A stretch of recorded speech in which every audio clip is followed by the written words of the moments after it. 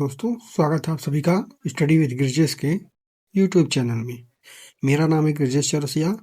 आज हम देखेंगे प्राचीन इतिहास में सिंधु घाटी सभ्यता के बारे में और उससे संबंधित कुछ जो स्थल बच गए थे उनके बारे में देखेंगे। लेक्चर नंबर 9 और सिंधु सभ्यता जो चल रहा है हमारा, इसका पार्ट 4 है। चलिए आगे बढ़ते हैं। सबसे पहले हम देखेंगे नौसारो के बारे में।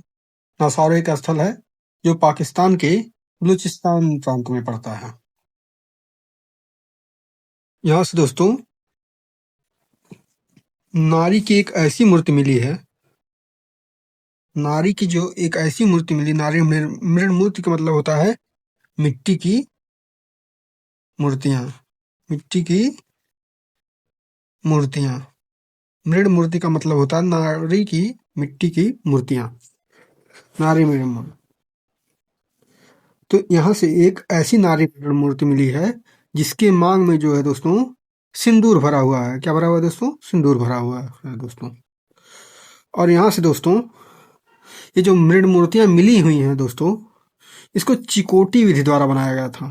चिकोटी विधि द्वारा बनाया गया। किस विधि द्वारा? पूछे दोस्तों कि नौसारे से जी मृण मूर्तियां मिली हैं, ये किसके द्वारा, किस विधि द्वारा बनाई गई थी? तो चिकोटी विधि द्वारा। चिकोटी विधि द्वारा मतलब चिंगोट कर, जिसे देसी भाषा में कहते हैं चिंगोट कर।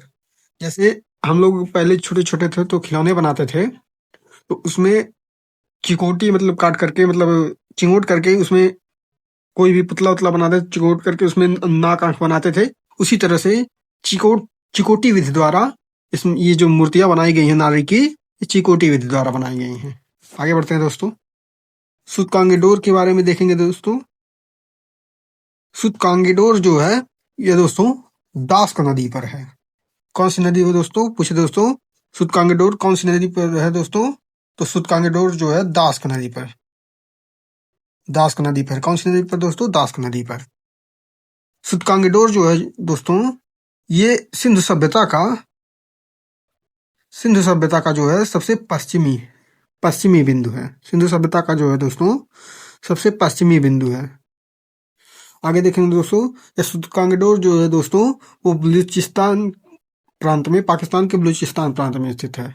यहाँ से दोस्तों मिला है शंख का मोती मिला है। जो दोस्तों शंख का जो है दोस्तों मोती मिला है, जिसे मन के नाम से जाना जाता है। शंख का मोती मिला है। और दोस्तों क्या मिला है यहाँ से? राख से भरा हुआ एक पात्र मिला है। राख से भरा हुआ एक पात्र मिला है। आगे देखेंगे दोस्तों।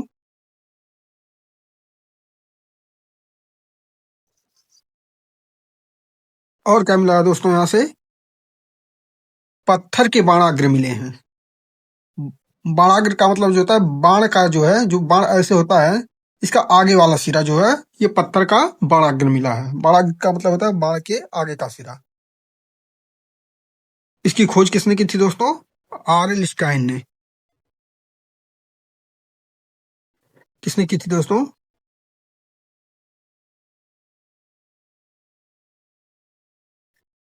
आर.एल. स्टाइन ने। आगे बढ़ेंगे। अगला है बालाकोट। बालाकोट के बारे में देखेंगे दोस्तों। ये बालाकोट जो है यही बलूचिस्तान प्रांत में है। यहाँ से ये जो है दोस्तों एक बंदरगाह था। क्या था दोस्तों? बंदरगाह। यह क्यों प्रसिद्ध था दोस्तों? ये सीप उद्योग के लिए प्रसिद्ध था। सीप उद्योग का से मतलब ये सीप के उपकरण यहाँ बनाए जाते थे और आभूषण बनाए जाते थे, इसलिए ये प्रसिद्ध था। आगे बढ़ेंगे दोस्तों।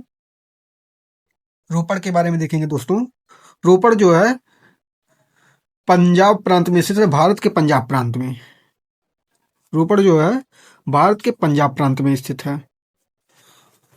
पूछे दोस्तों रोपड़ में नदी कौन सी है दोस्तों?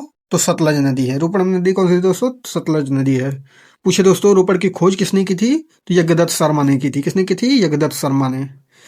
पूछे दोस्तों रोपड़ का आधुनिक नाम क्या है दोस्तों? तो रोपड़ का आधुनिक नाम है रूपनगर। याद रखिएगा दोस्तों, ये कभी भी पूछ सकता है और पूछा भी है कि रोपड़ का आधुनिक नाम क्या है। तो रोपड़ का आधुनिक नाम रूपनगर है। अगला देखेंगे दोस्तों क्या मिला है यहाँ से। रोपड़ से जो है कब्रिस्तान, रोपड़ की कब्रिस्तान से जो है मानव के साथ कुत्ते के दफनाए जाने का साक्ष्य मिला है। मानव के साथ जो है कुत्ते के दफनाए जाने का साक्ष्य मिला है। डायरेक्टली ऐसे पूछ लेता है दोस्तों कि कुत्ते के दफनाए जाने का साक्ष्य कहाँ से मिला दोस्तों? तो रोपड़ से मिला। कहाँ से दोस्तों? रोपड़ से। आगे बढ़ेंगे।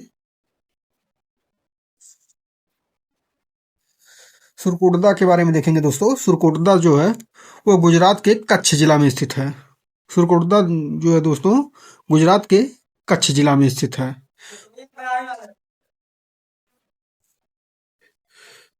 इसकी खोज पूछे दोस्तों तो जेपी जोशी ने की थी। किसने की थी दोस्तों? जेपी जोशी ने।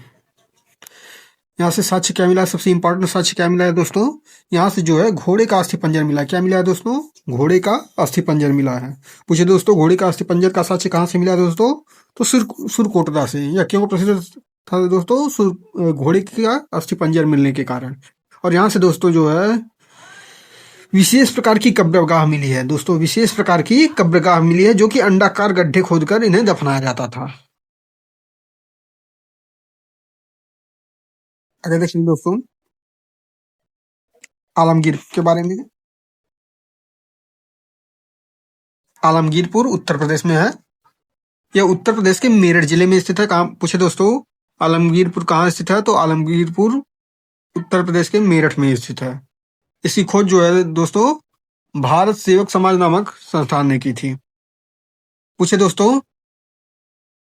यह कौन सी नदी पर स्थित है दोस्तों? तो हिंडन नदी पर स्थित है दोस्तों। पूछे दोस्तों आलमगीरपुर किस नदी के किनारे स्थित है? तो हिंडन नदी के किनारे।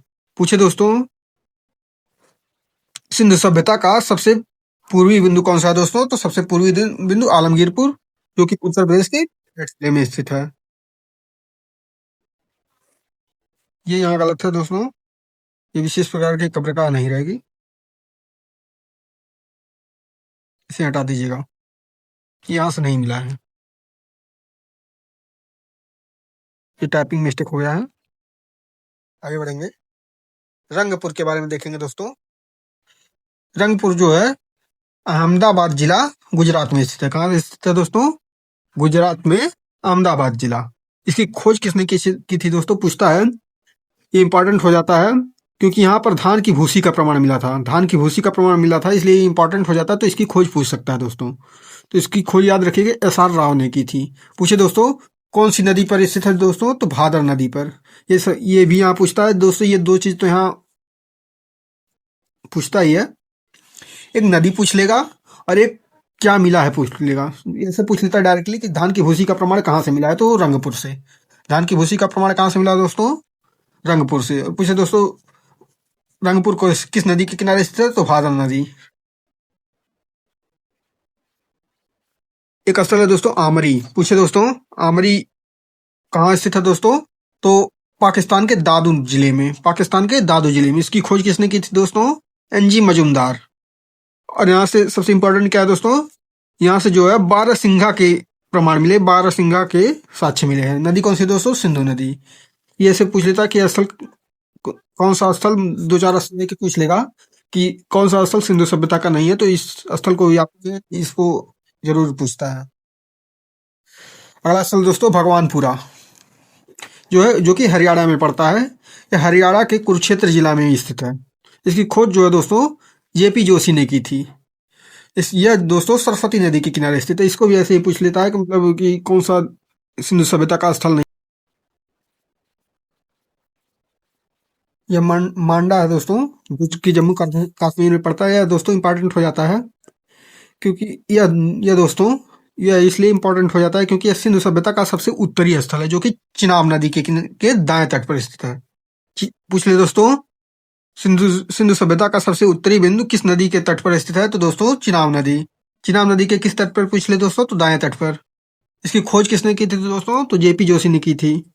और यह दोस्तों अखनूर तहसील जम्मू कश्मीर में स्थित है। आगे बढ़ेंगे।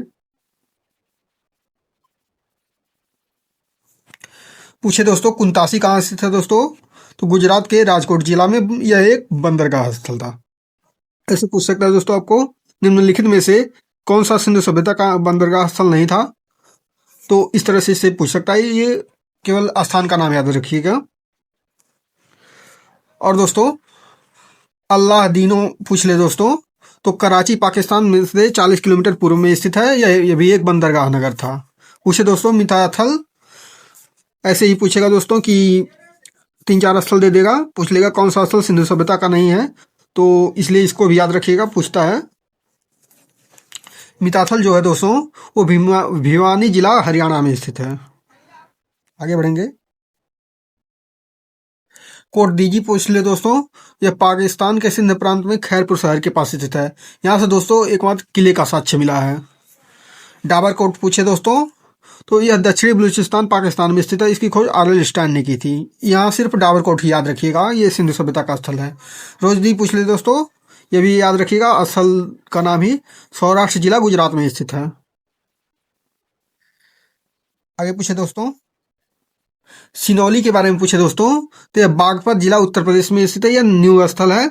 यहाँ से 2018 में 2000 ईसा पूर्व से का साक्ष्य मिला है दोस्तों। सिंधु सभ्यता का स्थल है यह। यहाँ से 2000 ईसा पूर्व के साक्ष्य मिले हैं, मतलब कि जब ये हड़प्पा स्थल, ये परिपक्व हड़प्पा स्थल के साक्ष्य मिले हैं। यहाँ पर कहीं कहीं 4000 ईसा पूर्व का भी देता है, तो उसको ध्यान रखिएगा।